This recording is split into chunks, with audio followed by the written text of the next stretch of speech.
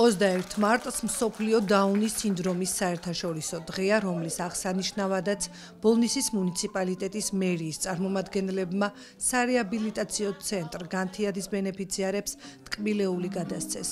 განსაკუთრებული საჭიროების მქონე ბავშვებმა და ახალგაზრდებმა საგაზაფხულო თემატიკაზე პატარა ღონისძიება გამართეს, სადაც საკუთარი შესაძლებლობები, შემოქმედებითი ნიჭი და პოზიტიური ენერგია წარმოაჩინეს.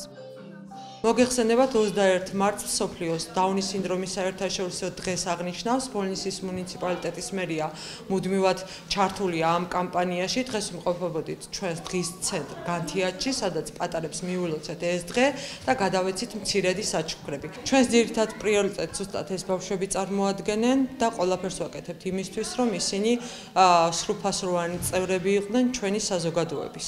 21 მარტი არის დაუნის სინდრომის საერთაშორისო დღე. ყოველწლიურად ჩვენი ცენტრით ცნობიერების დღეს აღნიშნავს ჩვენს მეგობრებთან, მუნიციპალიტეტის მერიასთან და სოციალურ სამსახურთან ერთად. ტრადიციულად დღესაც ერთად ავღნიშნეთ ეს დღე. აგრეთვე მინდა რომ ქართულ ჟურნალისტიკას მიულოცო 21 მარტი და ჩვენს თანამემამულე ქალაქელ აზერბაიჯანელებს მიულოცო ნოვრუზ ბაირამი. ამ დღის მთავარი მიზანი საზოგადოების ცნობიერების ამაღლება და ინკლუზიური გარემო შექმნა, სადაც თითოეულ ადამიანს თავისი უნიკალური ადგილი ექნება.